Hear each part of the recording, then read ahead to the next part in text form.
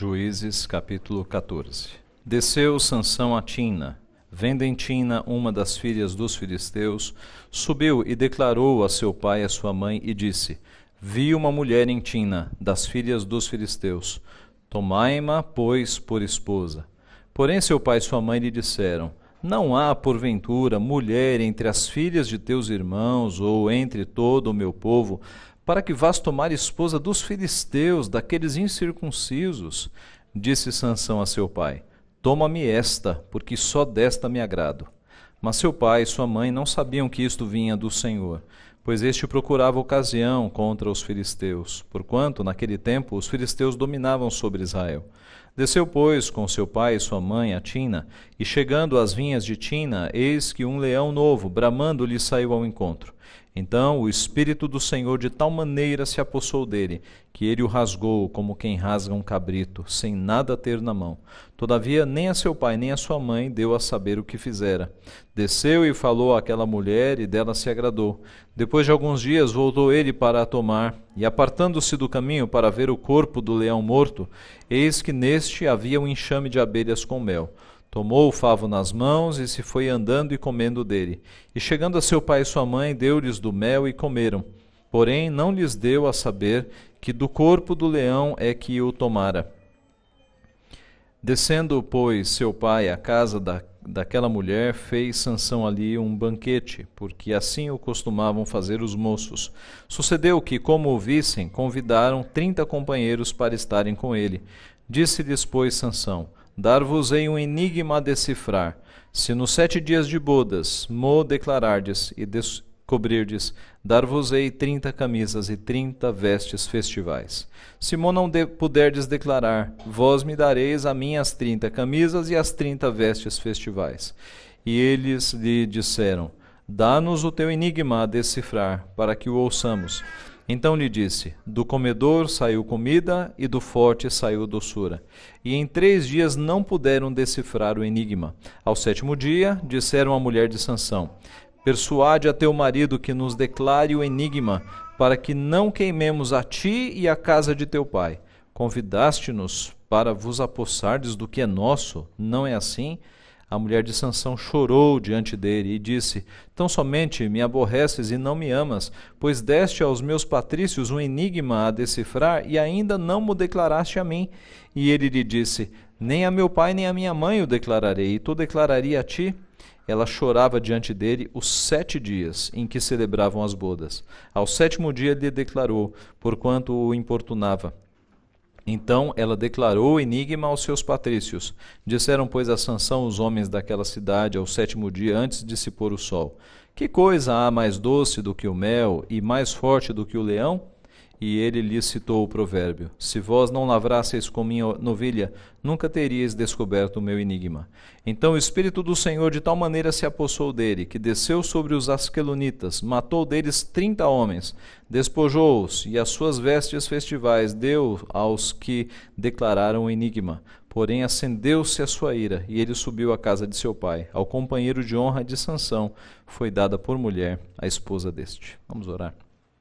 Santo Deus, eterno Pai, nós te louvamos por tua palavra e pelo registro que o Senhor deixou para nós de fatos tão instrutivos e impressionantes para o teu povo, Pai. Nós queremos agradecer porque a tua palavra, ela não esconde os defeitos dos nossos antepassados, e a tua palavra nos mostra exatamente onde eles caíram, onde eles erraram, para que nós não caiamos nos mesmos erros, Pai. Te louvamos sobretudo porque a tua palavra nos mostra o nosso Redentor, que foi fiel em todas as coisas e cumpriu plenamente toda a lei que estava sobre ele, Pai. Te louvamos porque nós temos este modelo permanente e absoluto na nossa vida. Pedimos agora que estamos com a tua santa palavra aberta diante dos nossos olhos, que o Senhor mesmo ilumine a nossa mente, o nosso coração, e através do teu Santo Espírito, que o Senhor aplique a tua palavra na nossa vida, Pai. É o que nós pedimos em nome de Jesus. Amém. Você se acha uma pessoa forte?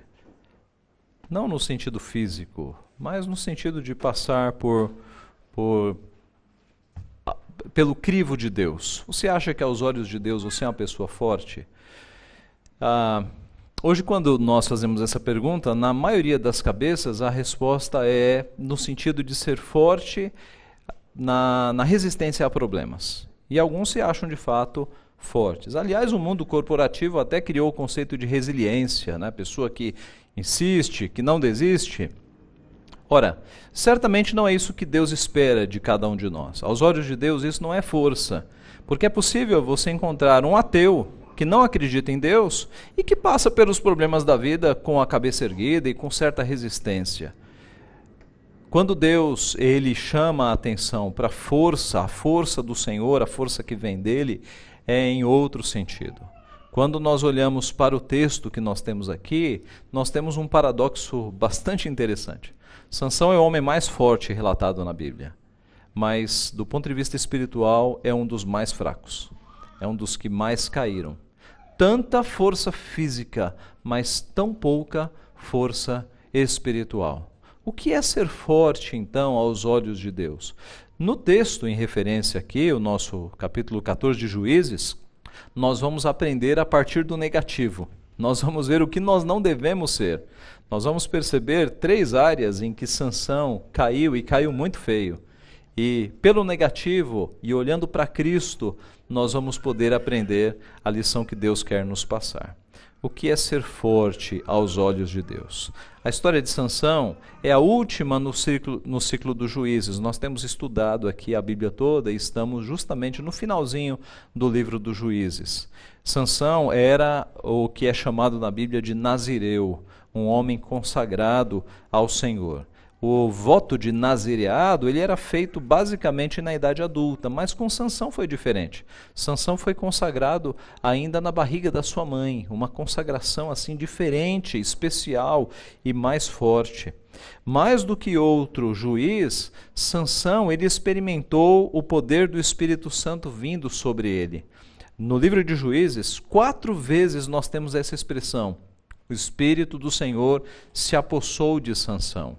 Então, muito embora ele fosse fraco espiritualmente, porque ele quebrava uma série de pecados, Deus usou Sansão para os seus fins, para os seus objetivos.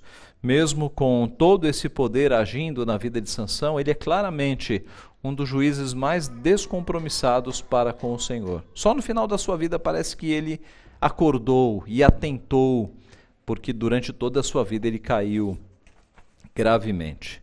Sendo um nazireu, então, consagrado desde o seu nascimento, Sansão deveria evitar, na verdade, não poderia ter contato com 3 coisas. Ele não poderia beber vinho ou qualquer bebida forte, ele não poderia ter contato com qualquer tipo de cadáver, fosse humano ou fosse animal, e ele não podia cortar os cabelos. E desses 3, adivinha qual foi o único que ele não quebrou? Os cabelos. Porque ele teve contato com cadáveres. O texto acabou de mostrar ele matando um leão, depois voltando para o leão, que já estava cadavérico. Sansão quebrou a questão da bebida forte, ele se envolveu com prostitutas, com mulheres, com adultério, com bebida. Então Sansão ele quebrou tudo isso que estava colocado diante de si para que ele obedecesse ao Senhor. Sansão é conhecido por sua força física, mas não era forte diante do Senhor espiritualmente. O que é ser forte, então? Em primeiro lugar, ser forte é ter domínio próprio, coisa que Sansão não teve. Ser forte, aos olhos da Bíblia, é ter domínio próprio. Um dos pontos fracos de Sansão era justamente a falta de domínio próprio. E dentre outras coisas, Sansão era fraco para com as mulheres. E essa fraqueza transcorreu na vida inteira dele. Ainda era jovem quando disse aos seus pais, versículo 2 do nosso texto: vi uma moça filisteia com quem quero me casar. Por ordem de Deus, a nação de Israel não poderia se misturar com outras nações, porque as outras nações seguiam outros deuses. Então Deus queria preservar o seu povo para que não houvesse uma mistura, e na mistura sanguínea ou de relacionamentos, houvesse uma busca por outros deuses. Mas Sansão, meus irmãos, ele disse ao seu pai e à sua mãe: toma-me esta, porque só desta me agrado. A resposta de Sansão parece a resposta de um menino mimado. Eu quero essa e é só essa e pronto. porque ele não podia resistir a uma mulher. Sansão não tinha domínio próprio. É certo que Deus usou essas pecaminosidades de Sansão para os seus próprios fins, porque o nosso Deus, ele usa até os atos maus e pecaminosos para que redundem no seu fim. Alguns anos depois, Sansão vai ser encontrado na cidade de Gaza com uma prostituta. Capítulo 16, você tem a Bíblia aberta aí? Capítulo 16, verso 1. Sansão foi a Gaza, viu ali uma prostituta e coabitou com ela. Capítulo 16 ainda, verso 4, Sansão vai se casar com uma mulher que não era do povo de Deus, Dalila.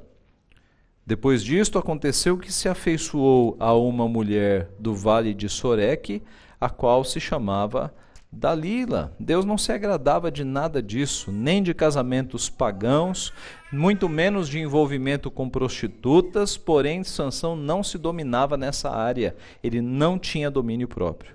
A Bíblia diz que o domínio próprio é o tipo de força que agrada ao nosso Deus. É quando nós resistimos ao pecado que está em nós por amor a Deus. Nós fazemos a opção de obedecer ao Senhor. José do Egito é um exemplo positivo. José do Egito, muito jovem, foi tentado, e o texto fala que ele era tentado todos os dias pela mulher de Potifar, e ele recusou-se a deitar-se com ela. E a resposta de José do Egito é impressionante. Cometeria eu tamanha maldade e pecaria contra o meu Deus? Ele poderia ter dito assim: eu não posso trair o meu patrão, o meu senhor. Mas José do Egito está pensando em Deus. É Deus, ele sabe, em primeiro lugar, o alvo de um pecado. Cometeria eu tamanha maldade e pecaria contra o meu Deus? A palavra de Deus nos diz ainda, meus irmãos, em Provérbios capítulo 5, de 7 a 12, o seguinte: agora, pois, filho, dá-me ouvidos e não te desvies das palavras da minha boca. Afasta o teu caminho da mulher adúltera e não te aproximes da porta da sua casa, para que não deis a outrem a tua honra, nem os teus anos a cruéis, para que dos teus bens não se fartem os estranhos, e o fruto do trabalho não entre em casa alheia, e gemas no fim de tua vida, quando se consumirem a tua carne e o teu corpo, e digas: como aborreci o ensino, e desprezou o meu coração a disciplina. O apóstolo Paulo fala sobre isso também, sobre essa falta de domínio próprio, quando ele escreve aos Coríntios capítulo 6, de 15 a 20. Não sabeis que os vossos corpos são membros de Cristo? E eu, porventura, tomaria os membros de Cristo e os faria membros de meretriz? Absolutamente não. Ou não sabeis que o homem que se une à prostituta forma um só corpo com ela? Porque, como se diz, serão os dois uma só carne. Mas aquele que se une ao Senhor é um espírito com ele. Fugir da impureza. Qualquer outro pecado que uma pessoa cometer é fora do corpo, mas aquele que pratica a imoralidade peca contra o próprio corpo. Acaso não sabeis que o vosso corpo é santuário do Espírito Santo que está em vós, o qual tendes da parte de Deus, e que não sois de vós mesmos, porque fostes comprados por preço? Agora, pois, glorificai a Deus no vosso corpo. Domínio próprio é exaltado nas Escrituras. Provérbios 25, 28. Como cidade derribada que não tem muros, assim é o homem que não tem domínio próprio. Provérbios 16, 32, melhor é o longânimo do que o herói da guerra, e o que domina o seu espírito do que o que toma uma cidade. E o domínio próprio é mencionado como uma das características do fruto do Espírito, lá em Gálatas 5. Mas o fruto do Espírito é amor, alegria, paz, longanimidade, benignidade, bondade, fidelidade, mansidão, domínio próprio. Contra estas coisas não há lei. Meus irmãos, não é difícil nós vermos nos nossos dias alguns lares que foram destruídos porque o homem não teve domínio próprio e caiu em algum adultério. Não é difícil nós vermos alguns futuros brilhantes de jovens que foram jogados na lata do lixo porque o jovem não teve domínio próprio e caiu em algum tipo de tentação. Deus, ele nos dá o domínio próprio a partir do fruto do Espírito. E na medida em que nós fortalecemos a nossa comunhão com Deus, e o nosso Espírito vai dando este fruto bendito, com todas aquelas particularidades do fruto, o domínio próprio é exercitado, o domínio próprio é aumentado. De modo que a palavra nos garante que nós não fomos tentados, nós não recebemos tentação além do que nós podemos suportar, mas juntamente com a tentação vem o livramento. Sansão então era tão forte fisicamente, mas tão fraco espiritualmente. Ele caiu e caiu várias vezes por conta de falta de domínio próprio. A segunda fraqueza de Sansão, a falta de humildade. Ser forte então é ser humilde. Ser forte aos olhos de Deus é ter humildade. Você já conheceu alguma pessoa que brinca com todo mundo, mas que não aguenta brincadeiras? Este é Sansão. Sansão brincava com todos, cheio de enigmas, de brincadeiras, mas quando algo dava errado, ele explodia em ira, como nós vemos no texto bíblico. Aliás, Sansão tinha um estranho senso de humor. Ele não resistia a brincadeiras. Note que no texto que nós lemos, ele estragou a sua festa de casamento por causa de uma charada. Eu não sei se você notou, mas essa noiva da festa de casamento, ela chorou os 7 dias da cerimônia. É possível imaginarmos isso? Os 7 dias de festa da cerimônia, essa noiva estava chorando por conta de uma brincadeira de mau gosto do seu noivo, por conta desse estranho senso de humor. O que Sansão tinha que fazer charada com os inimigos? Com o povo do qual ele não era nada próximo. Ele era um estrangeiro ali. E ele fez uma charada, querendo tirar proveito da situação. Ele imaginou que a sua charada era indecifrável, e era difícil mesmo, mas ele quis ganhar ali roupas de graça. E aconteceu esse desastre, né? Que casamento desastroso foi esse que Sansão provocou? Isso por causa de uma piadinha, de uma charada de mau gosto. E os filisteus pressionaram a noiva de Sansão, e de uma forma ameaçando que iam tocar fogo na casa dela, com ela e o pai dentro da casa, e ela foi obrigada a chorar os 7 dias da festa para fazer uma pressão sobre Sansão. E é óbvio que Sansão, que era um fraco, ele abriu a boca, declarou o enigma, e isso custou muito caro. Isso fez com que Sansão assassinasse 30 homens. 30 homens foram assassinados por causa dessa brincadeirinha de mau gosto, desta charada, meus irmãos. Nós vemos que ele, furioso, abandona a festa, entra num povoado, mata 30 homens, e aí ele tira as roupas desses homens e paga a sua aposta. Mas não apenas isso, ele larga a sua esposa porque ele estava enfurecido, o seu orgulho o impedia de aceitar aquela derrota. Pessoas orgulhosas não aceitam derrotas, e ele vai embora. Passam-se alguns meses, né? Não foram dias para ele se acalmar, foram meses para ele se acalmar. E quando ele retorna para ver a sua esposa, o seu sogro ou ex-sogro disse que, como ele havia abandonado a sua filha, ele havia dado a filha para um outro homem, alguém próximo ali da festa. É o que narra o capítulo 15, do verso 1 ao 13. Acompanhe.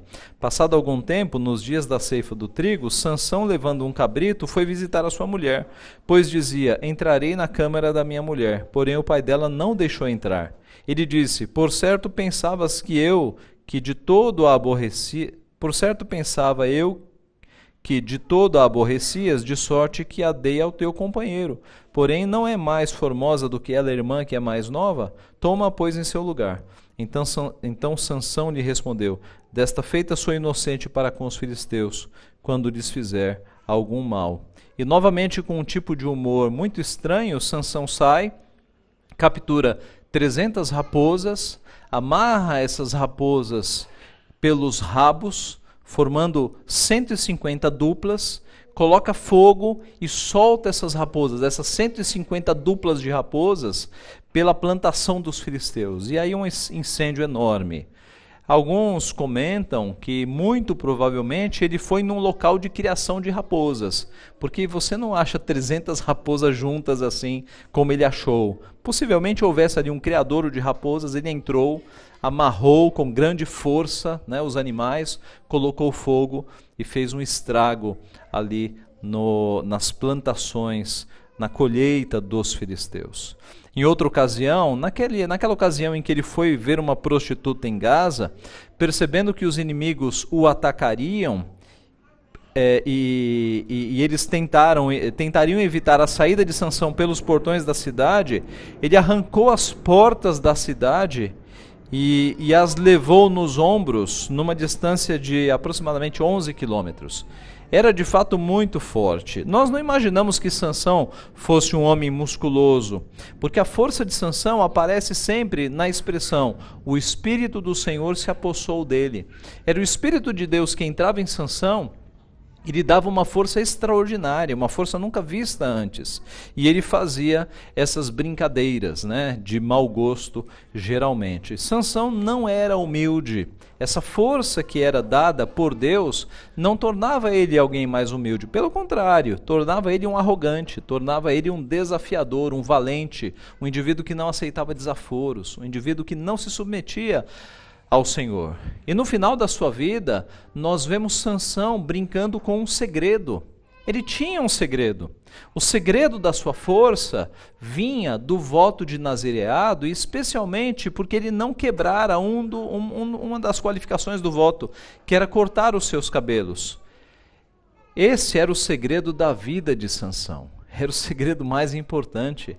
Mas esse que agora ele está no meio de filisteus, flertando com o perigo, brincando com o seu segredo mais sagrado. E Dalila vai insistindo, até que ele revela o segredo.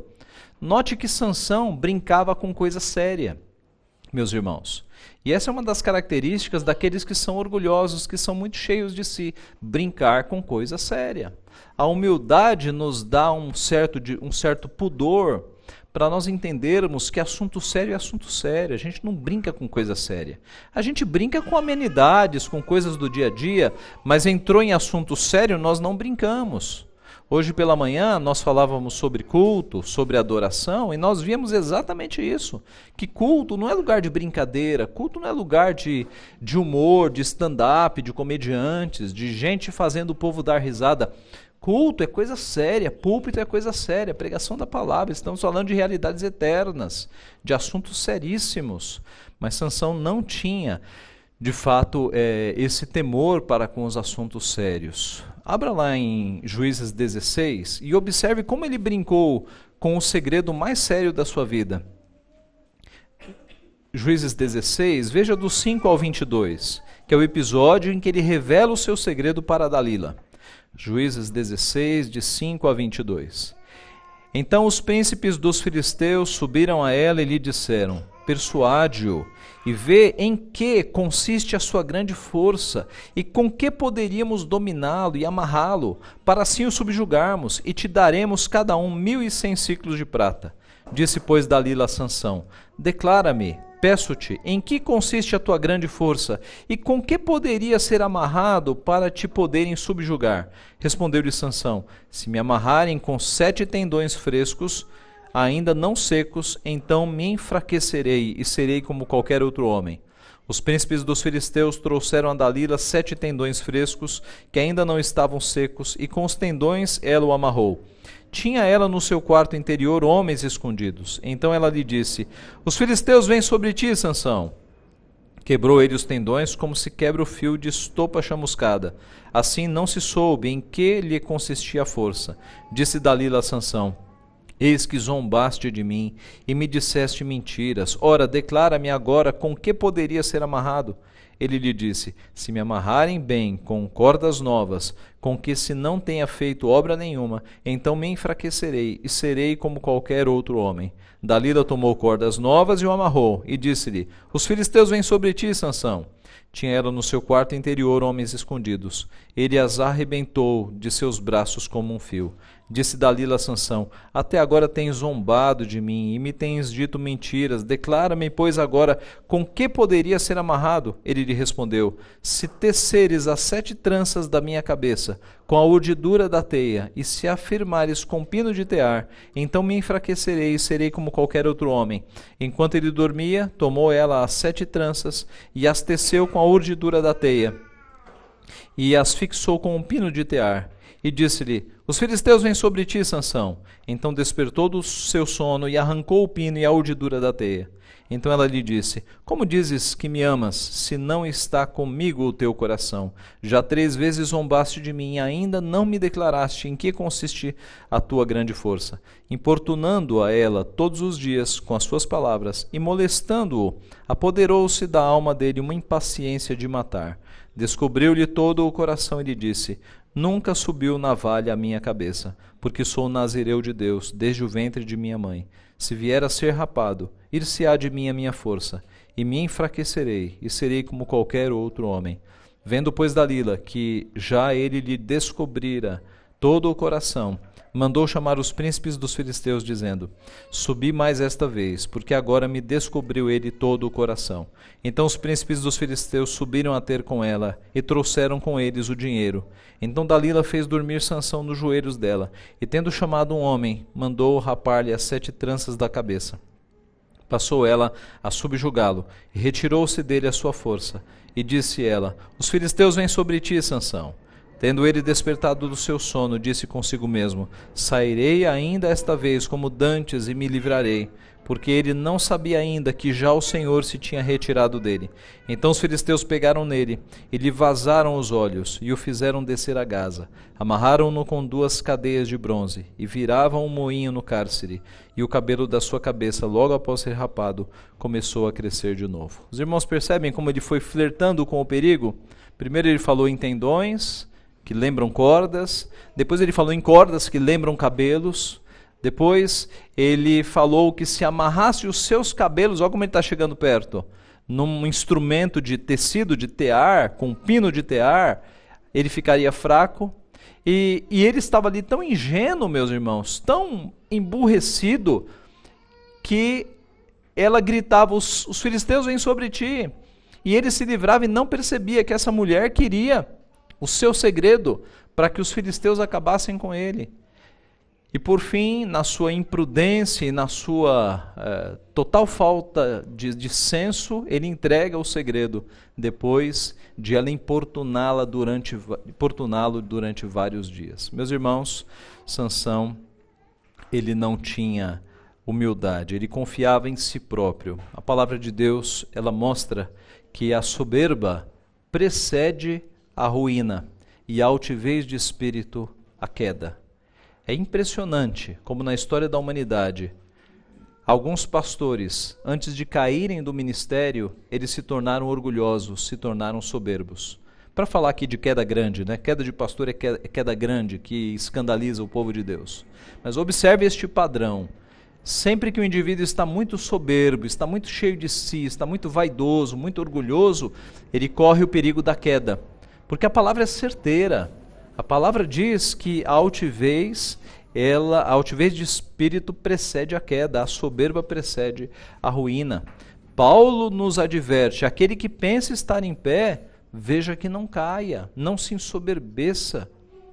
A confiança em si próprio traz justamente a fraqueza. A nossa sociedade diz exatamente o contrário. Confie em si mesmo, olhe para o espelho e repita 3 vezes: você é o maior, você é muito bom.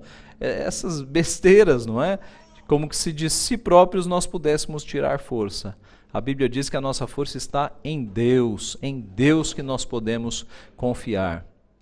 É a partir de um relacionamento com Deus que o nosso domínio próprio ele vai sendo enrijecido, fortalecido. É de Deus que nós precisamos. Sansão não era humilde, Sansão se achava superior aos outros. Nós devemos ser humildes, meus irmãos. Em terceiro e último lugar, Sansão não dependia de Deus. Ser forte é depender de Deus. A força de Sansão vinha de Deus, não vinha dos seus músculos. Tanto é que quando cortou os cabelos, ele tornou-se como qualquer outro homem. Desde antes do seu nascimento, Deus já estava agindo na vida de Sansão. E ele recebeu aquela força física para libertar o seu povo, porque ele tinha uma missão de vida de libertar o seu povo que sofria. Mas Deus teve misericórdia dele. Mesmo ele tendo uma vida de pecado, Deus não retirou a sua força de imediato. Deus usou as desobediências ainda para livrar o povo, ainda para salvar o povo da mão dos filisteus. Mas Sansão confiava no seu braço, confiava na sua força. não confiava no Senhor. Meus irmãos, nós devemos confiar no Senhor. Paulo, escrevendo aos Coríntios, na segunda carta, ele disse assim: E então ele me disse, referindo-se a Deus: a minha graça te basta, porque o poder se aperfeiçoa na fraqueza. De boa vontade, pois, mais me gloriarei nas fraquezas, para que sobre mim repouse o poder de Cristo. Pelo que sinto prazer nas fraquezas, nas injúrias, nas necessidades, nas perseguições, nas angústias, por amor de Cristo. Porque quando sou fraco, então é que sou forte. Você já deve ter passado por isso, de no momento de doença, você se sentir mais forte espiritualmente. Porque você parou a correria da vida e finalmente voltou a orar, voltou a buscar ao Senhor. No momento de dificuldade, você geralmente deixa as coisas supérfluas da vida de lado e corre para Deus. Paulo também era assim. Paulo confessa que ele sente mais prazer nas fraquezas, porque é nas fraquezas que ele sente o poder de Deus trabalhando na sua vida. Nós somos assim também. Já reparou que quando está tudo bem, a conta está no azul, a família está com saúde, quando está tudo direitinho, aí você fala: eu não vou mais na igreja, não vou mais tanto na igreja, não preciso, está tudo bem. Aí quando vem as dificuldades, você corre para onde? Você corre para Deus, e graças a Deus que você corre para Ele. Mas nós deveríamos buscar a Deus com a mesma intensidade quando a vida está relativamente bem. Nós deveríamos buscar com esta sede. Mas somos pecadores miseráveis. Vale a pena nós corrermos para Deus e buscarmos em Deus. A nossa dependência vem do Senhor, e Paulo sabia disso. Ele tinha esta frase na mente: o meu poder se aperfeiçoa na fraqueza. Deus tratava com Paulo e trata conosco desta forma. Quantas vezes você foi visitar uma pessoa crente no hospital, muito crente, muito doente, e você saiu mais confortado do que confortou a pessoa? Porque o poder se aperfeiçoa na fraqueza, meus irmãos. Nós devemos buscar a dependência total de Deus. Sansão não fez isso. Sansão confiou em si próprio. Só no final de sua vida ele percebeu que dependia de Deus. A morte sua foi quando ele, ainda com os olhos vazados, não é? Ele ficou cego, morreu cego. Ele se apoiou em colunas do templo, houve um grande espetáculo. Você imagina a festa que os inimigos não fizeram quando finalmente capturaram Sansão. Aquilo foi um marco na história dos filisteus. Mas no último momento de vida, Sansão reconheceu que ele dependia de Deus. Com os olhos furados, sem força, aí ele percebeu que dependia de Deus.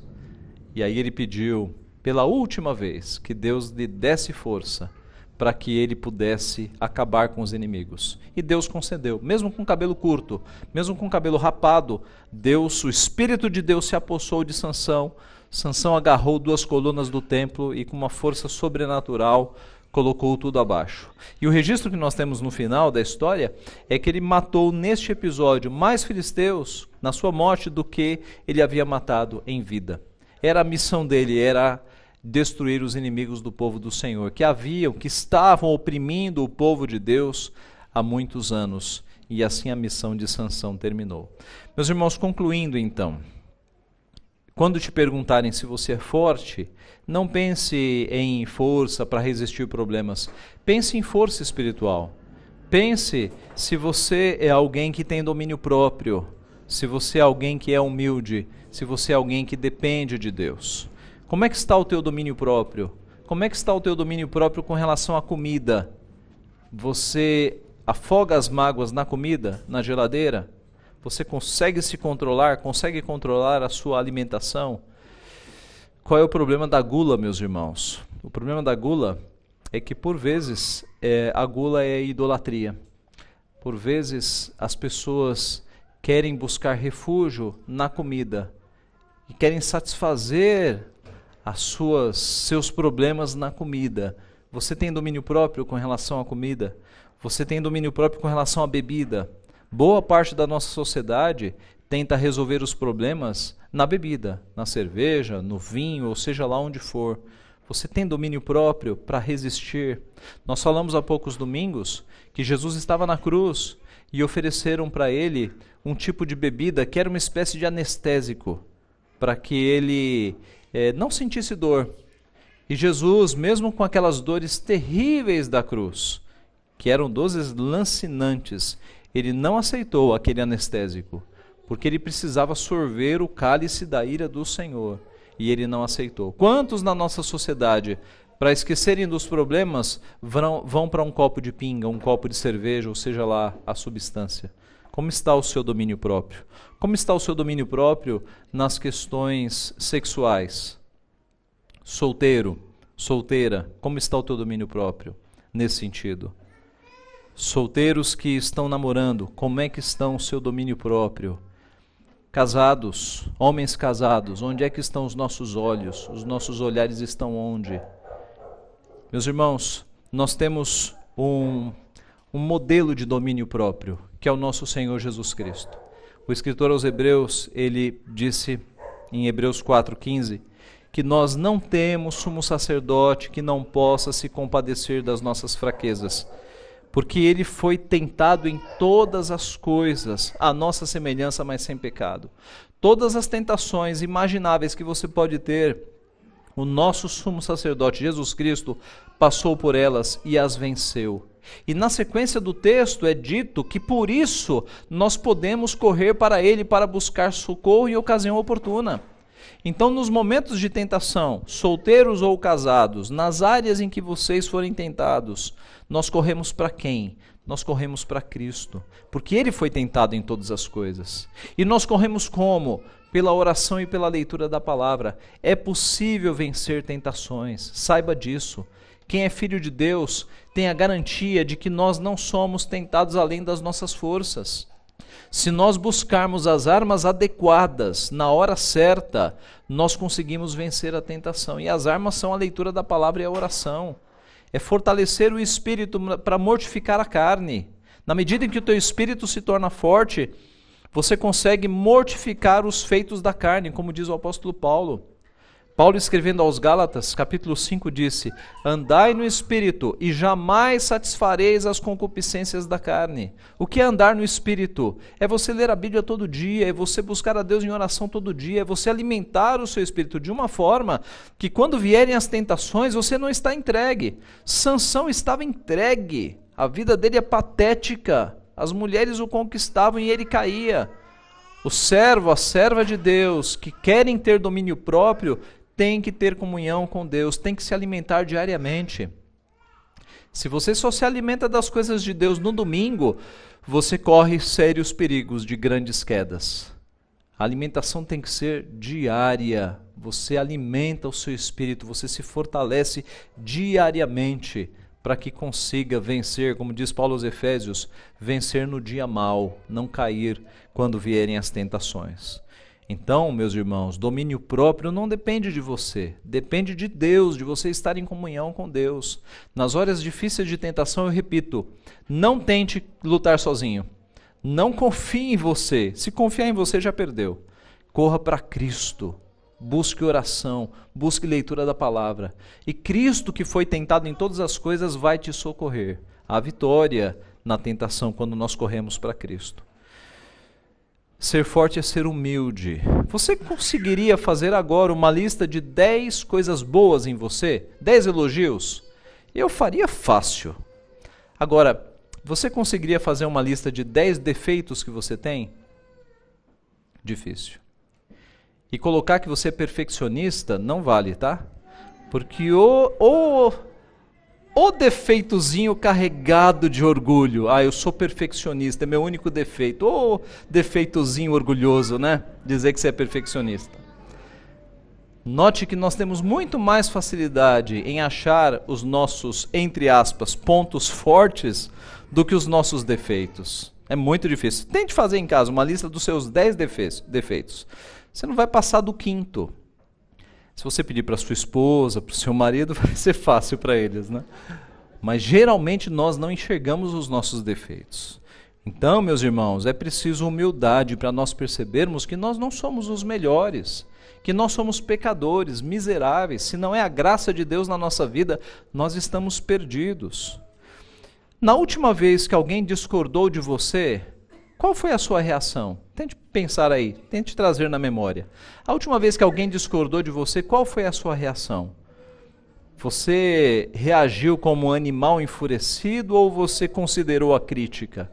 Meus irmãos, pessoas muito orgulhosas não aceitam críticas, não aceitam discordâncias, são os donos da verdade. É preciso que nós examinemos o nosso coração. E um bom momento é esse, quando alguém nos critica, quando alguém vem com uma opinião totalmente contrária à sua.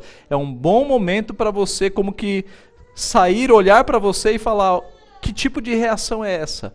É a reação de alguém humilde ou é a reação de alguém que de fato está extremamente orgulhoso?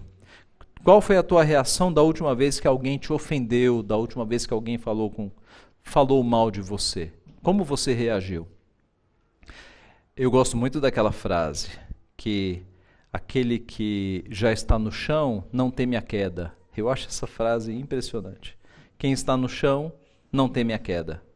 É a ideia de que se você não tem um alto conceito sobre a sua majestosa pessoa, mas você admite que você é uma pessoa pecadora, falha, um miserável, e você já se coloca ali no chão, você não tem medo de cair, porque você já está no chão. Então é possível que você até concorde com seus críticos. E o seu crítico fale, você é um miserável, você é um orgulhoso, e você fala, tem razão, eu sou mesmo. Você concorda, ao invés de esbravejar como um touro irado, você até concorda. Por quê? Aquele que já está no chão não teme muito a queda. Se você tem um grau, se você já encontrou a humildade e você recebe críticas que talvez te ofenderiam no passado, se você já encontrou a humildade, você sabe que possivelmente as críticas são verdadeiras, você é um pecador mesmo. Para que ficar se defendendo? Aliás, um dos princípios que a Bíblia nos mostra é que o servo de Deus não defende a si mesmo. Quando é atacado, ele entrega na mão de Deus. Ele defende o próximo. Se você está vendo um irmão, uma irmã, ou alguém da sociedade sendo injustamente atacado, você vai na defesa. Mas quando atacam a si próprio, você entrega para Deus. Que tipo de defesa o nosso Senhor Jesus Cristo fez quando ele foi atacado? Nenhuma. Ele foi levado como cordeiro mudo perante os seus matadores. Ele foi como ovelha muda perante aqueles que o matariam. Então o nosso comportamento não tem que ser de autodefesa, de defender a própria honra, de jeito nenhum. Nós temos um Deus justo no céu que olha para nós e sabe exatamente quais são as nossas falhas e que é Ele quem nos defende. Esse é um aspecto. Você não consegue defender a sua própria vida. Às vezes os ataques são tantos que se não é Deus para te defender, você já foi. É Deus quem defende os seus filhos. Então, meus irmãos, nós temos que de fato buscar a humildade e aceitar que nós já estamos no chão, aceitar brincadeiras. Há crentes que ficam furiosos quando recebem um apelido, já viram? Furiosos, querem processar na justiça. Irmãos, nessas coisas a gente vai percebendo o grau de orgulho em que nós nos encontramos. Então não se ache superior aos outros. Note que Jesus Cristo é nosso modelo de humildade. Talvez homens aí, com determinada experiência de vida, ou mulheres também, e isso é bastante encontrado na sociedade, achem que pelo fato de ter mais experiência, podem se dar ao luxo de ter algum orgulho. Não prestaram atenção em Jesus. Jesus Cristo, ele viveu uma vida inteira de humildade.